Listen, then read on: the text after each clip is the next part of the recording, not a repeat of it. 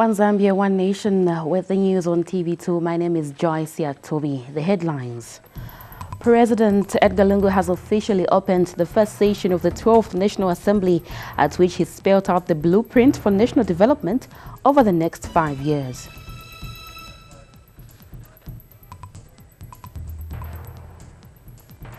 Motorists in Lusaka have appealed to the Road Transport and Safety Agency (RATSA) to consider a grace period for payment of vehicle road tax.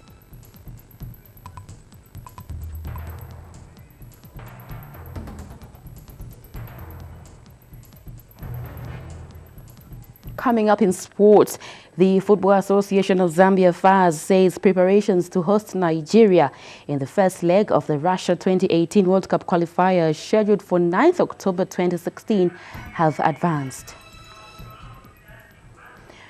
And now the news in detail. President Edgar Lungu has officially opened the first session of the 12th National Assembly, at which he spelled out the blueprint for national development over the next 5 years. President Lungu took the opportunity to highlight key aspects of his roadmap for the nation as he embarks on his tour of duty under his 5-year mandate. And President Lungu reiterated his government's resolve to create at least 1 million jobs in the next 5 years through economic diversification. Speaking today in Lusaka when he officially opened the first session of the 12th National Assembly, the president said this is in line with the ruling PF manifesto. We have more in the following report.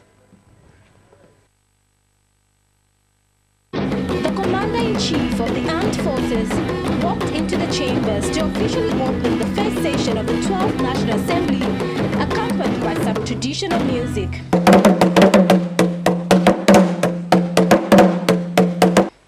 Soon after the president proceeded to the presidential chair, a moment of silence was observed for the fallen members of Parliament. And during the delivery of his keynote speech, President Edgar Lungu tackled on a number of issues affecting the nation. The head of state spoke of government's commitment to improving the welfare of the people of Zambia in areas such as agriculture and energy. The agricultural sector, fisheries and livestock will be the main focus around which other sectors will be developed in an integrated manner under the 7th National Development Plan.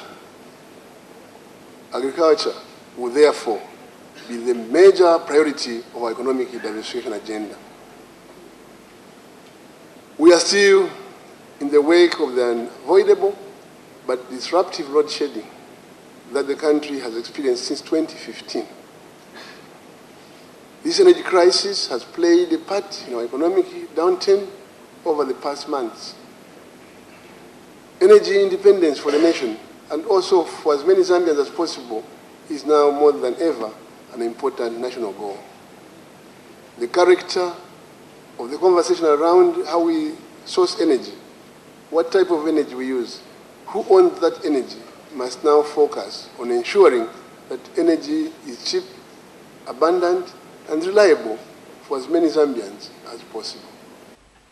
President Edgar Lungu also placed commitment in improving access to health and education, especially for children and youths in the country, regardless of their social status. We have made good progress in increasing access to health care. On average, 75% of households in Zambia are now within 5 kilometers proximity to a health facility. Our referral system has also improved. I am happy to inform the House that a total of 315 health posts out of 650 are now operational.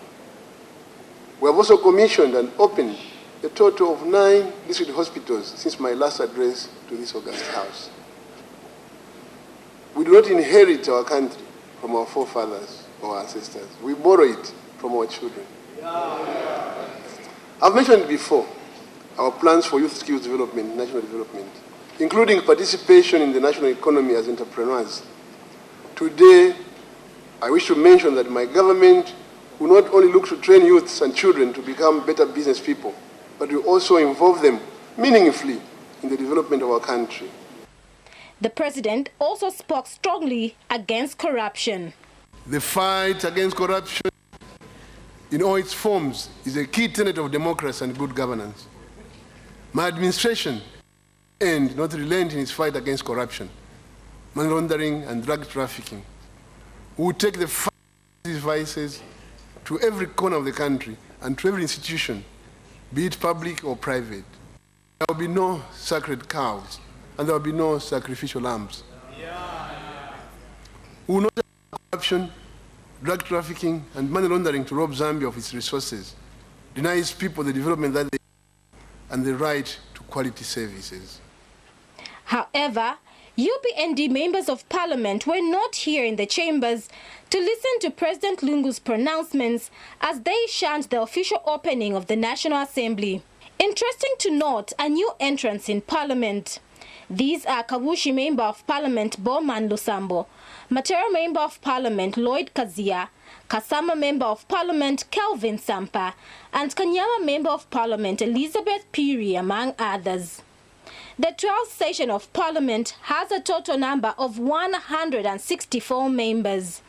The Patriotic Front has a majority, which stands at 80 elected members and 8 nominated members, bringing the total to 88. The United Party for National Development, UPND, has 58 members, while independent members stand at 14. The MMD is represented by 3 members, while the FDD has 1. Out of the total numbers in Parliament, 138 are men, while 29 are women. Speaker of the National Assembly, Patrick Matibini, has also announced that Chilabombo Member of Parliament, Richard Musukwa, is a Chief Whip, while Luansho Member of Parliament, Stephen Chungu, becomes a Deputy Chief Whip for the Patriotic Front part. The sitting has been adjourned to Tuesday, 12th October 2016. Lufala Nkawani, TV2 News at Parliament Buildings, Lusaka. Meanwhile, President Lungu has proposed to create 4 new ministries. Among the new ministries are the one for Presidential Affairs, Water and Sanitation, Housing and Infrastructure, and the one for Religious Affairs. He made the proposal during his address to the official opening of the first session of the 12th National Assembly today in Lusaka. President Lungu says to this effect, government will table bills to Parliament for the proposed changes to Cabinet. He has also proposed some changes to some already existing ministries through transfer of some departments. Meanwhile, President Lungu has also disclosed that government will also table another bill to amend the Cooperatives Act. He says this will aim to expand the scope of terms of reference for the cooperative movement to include other economic sectors beyond just agriculture. In order to enhance efficiency in government operations, my government proposes to this august House to realign some government ministries and departments subject to ratification of this House. And in this regard, I am proposing that we create 4 new ministries. Not that I want to give jobs to people, but these are essential in our appreciation of government obligations. The first one will be Ministry for Presidential Affairs. The second one will be Ministry for Water and Sanitation and Environmental Protection. The third one will be Ministry of Housing and Infrastructure Development. The fourth one will be Ministry of Religious Affairs and National Guidance. I'm hesitating about this one because I've been lambasted. But it's up to you to accept this or reject it. It's surprisingly some church leaders who don't want it. So, Mr. Speaker, in addition to the above, I would like to table before this august House for its consideration the following: the removal of the Housing Department from Ministry of Local Government and Housing to become part and parcel of the Ministry of Housing and Infrastructure Development. 2, the removal of environmental protection from the Ministry of Land and Natural Resources and Environmental Protection to become part of the Ministry of Water, Sanitation and Environmental Protection.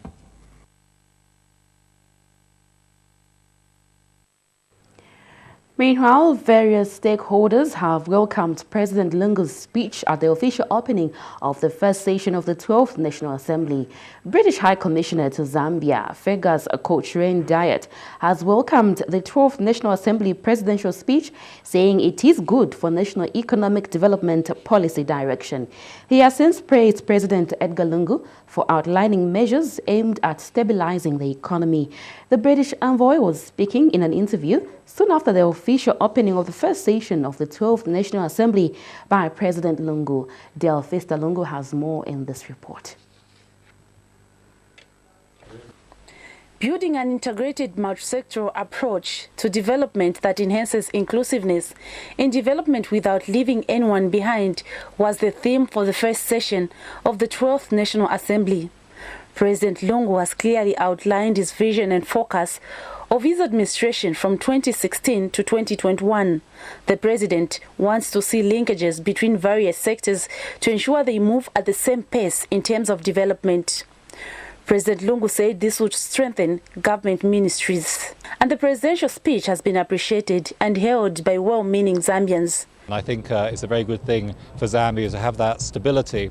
5 years, and I'm looking forward to working with that new administration on its agenda as outlined by the President just now. Minister of Community Development, Emerin Kavanshi, is happy with the presidential directive and plans of increasing the beneficiaries of the social cash transfer. She has outlined where the ministry is in terms of this initiative. The pronouncement by the government, by His Excellency, saying that he is going to scale up the social protection programs like food security pack, social cash transfer, to reach out to all the districts is very important, because at the moment we are in 78 districts and even the number is not so big. So what we want to see is to make sure that we reach out to everybody. And in the construction sector, several stakeholders have welcomed the presidential pronouncements, saying it will help in empowering the local people. The president has also said his government will continue to implement the Link Zambia 8000, the Lusaka 400 and Copperbelt 400 road projects. Sure that we first tackle the economic roads to making sure that we get the benefits. One of the major projects that I'm looking at almost immediately is the upgrade of Ndola Lusaka into dual carriageway with a private partnership, so that we can raise enough money and fund other projects. We will also extend to other roads like the southern the roads that goes to southern province. One important thing he talked about is the issue of human capital and development. I know that he was talking in terms of encompassing all sectors of the economy. But I think this is one big problem which we do have, or one big challenge which we do have in the construction sector, that I think human capital has not developed for quite some time, resulting us in creating employment for our neighboring countries and other countries, because we are importing skills from these countries to come to our country. So looking at what the president was saying, I think this will enhance the capacity of the construction sector. The pronouncements have attracted kudos from former energy minister on the way forward in terms of energy production. Being, former deputy minister of energy, yeah, I was really inspired, especially that he talked about renewable energy. Yeah, the energy mix that we've been talking about, it's like now we are going to implement. I believe what is important is to implement, not just talking. So him emphasized that we are going now to implement renewable energy projects. Gender and youth empowerment is also something that has excited stakeholders. We are hoping that the president then can make up another way by appointing in other, institutional, capacities in government. I think that will make up the loss we have had in our parliamentary election. With the reduced copper prices on the intermarket, it is imperative that the government has that impetus, the gravity, to really come up with an initiative like the toll gates, which are self-sustaining. The president has also given direction on the agriculture sector. He said his government's primary responsibility is to enhance the sector's capacity to achieve mass production, among others. The diplomats, the parliamentarians, and all the invited guests that attended the 12th National Assembly are impressed with the presidential speech. They feel if well implemented, Zambia will become a prosperous nation. Delphista Lungu, TV2 News in Lusaka. Now, the official opening of the first session of the 12th National Assembly was not short of dance, color, and splendor. The full package of entertainment climaxed at around 10 hours in the morning with the grand entrance of President Edgar Lungu. Dozens looked on as the president carried out the customs iconic to the occasion. Penelope Sikazwe now reports. The heartbeat of the drums could be heard from afar, with a chorus of seasoned voices of people who have turned Zambian choreography to historic art, overlooking the parade of entertainers proudly rooted along the stairs lined with a crimson carpet, were some of the invited guests, many of them anticipating what in fashion terms could be referred to as the showstopper, the arrival of a very important man, President Edgar Lungu.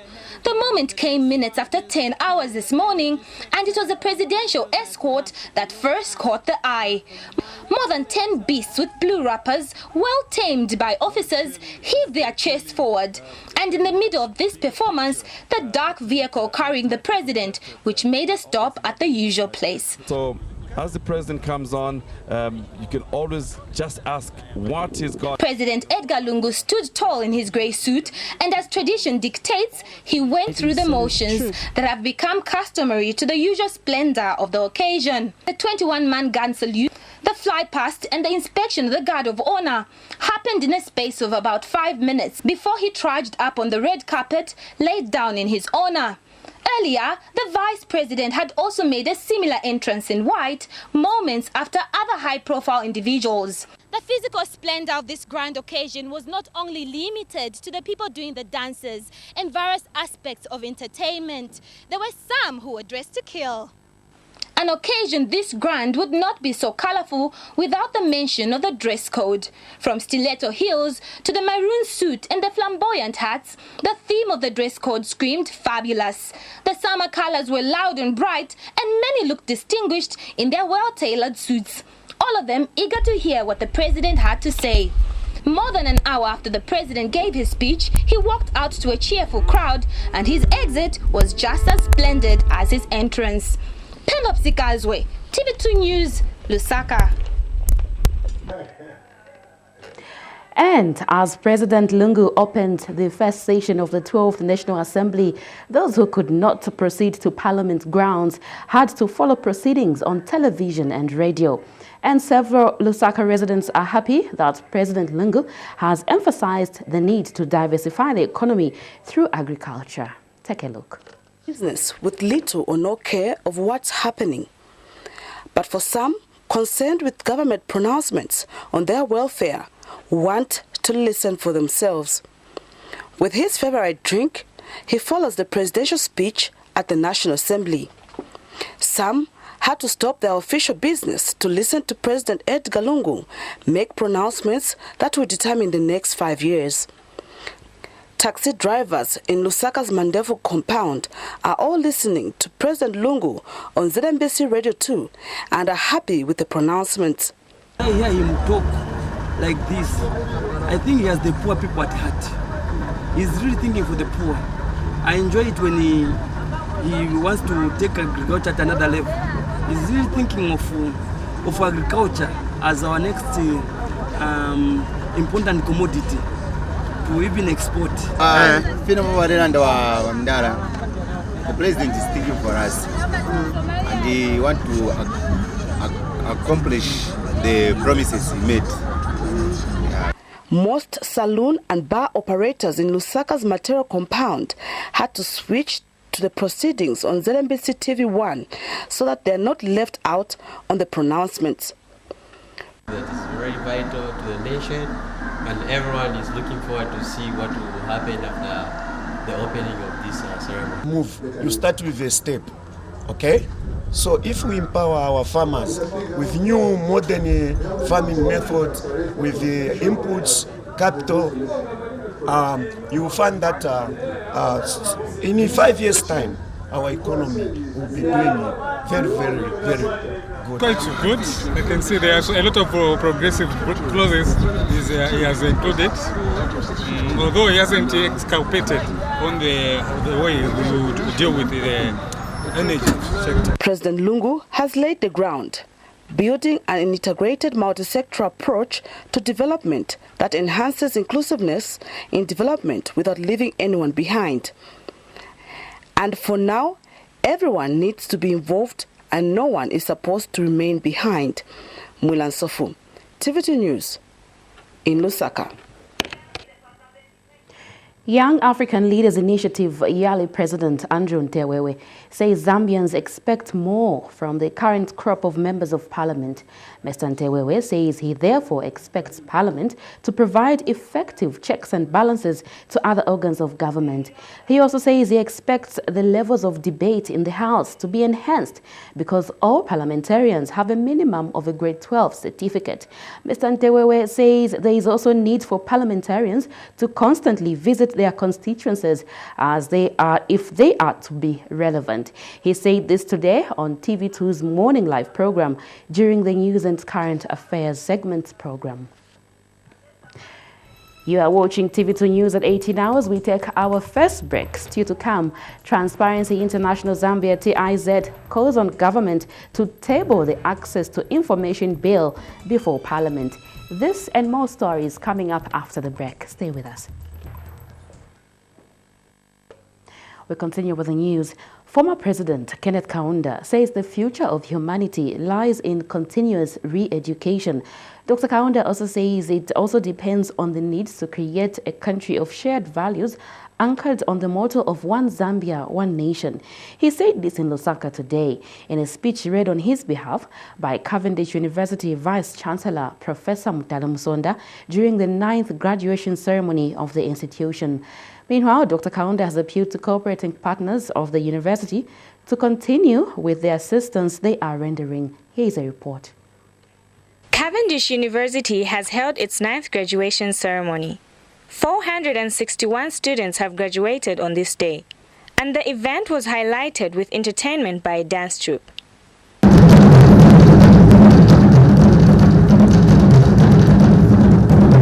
And former President Kenneth Kaunda has urged those graduating to add value to society and to pursue the spirit of entrepreneurship and opportunity. This was in a speech read on his behalf by Cavendish University Vice-Chancellor Professor Mutale Musonda. Increase our efforts to connect as human beings and demonstrate that Cavendish University Zambia graduates care. I want you to promote unity as opposed to regionalism. Zambia should not be divided on any affiliation, be it religion, color, or creed. As educated elites of this nation, to be your duty to impart ethical and inclusive values in all what you do. Meanwhile, Dean of the School of Medicine, Clemens Marimo, has challenged the students to reach out to individuals who are less privileged in society. Wealth from which imagination, invention, and creativity are drawn to the benefit of society, where the future leaders learn the lessons, good and bad, that universities teach, where students' discoveries and innovations will be the source of national prosperity in the coming centuries. The graduates are now expected to provide additional value to the corporate world and the nation at large. Kabembe Kasabula, TV2 News in Lusaka. Now, Transparency International Zambia TIZ has called on government to table the Access to Information Bill before Parliament.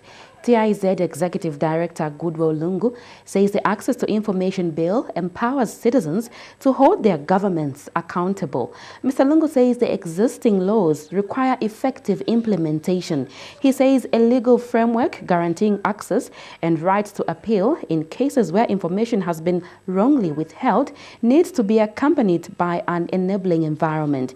He was speaking at the launch of the 2016 MISA Transparency Assessment Report at the Golden Key and Padlock Awards ceremony in Lusaka today. After our final break, we bring you some sports news. Do stay with us.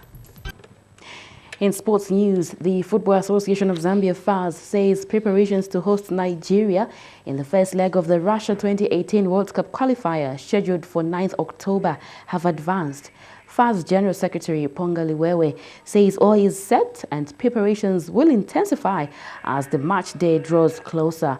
Liwewe says expectations for the national team's performance are high and Football House is confident that coach Wetson Nyirenda will bring something different to look forward to. He says Zambia rarely loses at home and may carry the day in the first leg. And national team manager Stanley Kaseko says 9 foreign-based players are expected to start arriving in the country from tomorrow. Kaseko has said Winston Kalengo and Collins Mbesuma are expected to join camp tomorrow. Here are the headlines once again as we end the news. President Edgar Lungu has officially opened the first session of the 12th National Assembly, at which he spelled out the blueprint for national development over the next 5 years. President Lungu took the opportunity to highlight key aspects of his roadmap for the nation as he embarks on his tour of duty under his 5-year mandate.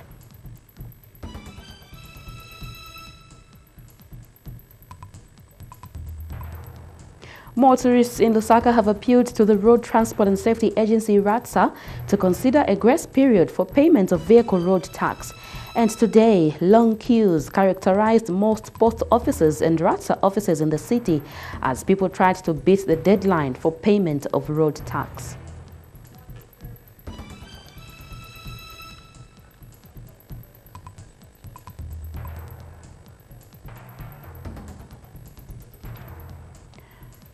And finally, the Football Association of Zambia FAZ says preparations to host Nigeria in the first leg of the Russia 2018 World Cup qualifier scheduled for 9th October have advanced. FAZ General Secretary Ponga Liwewe says all is set and preparations will intensify as match day draws closer.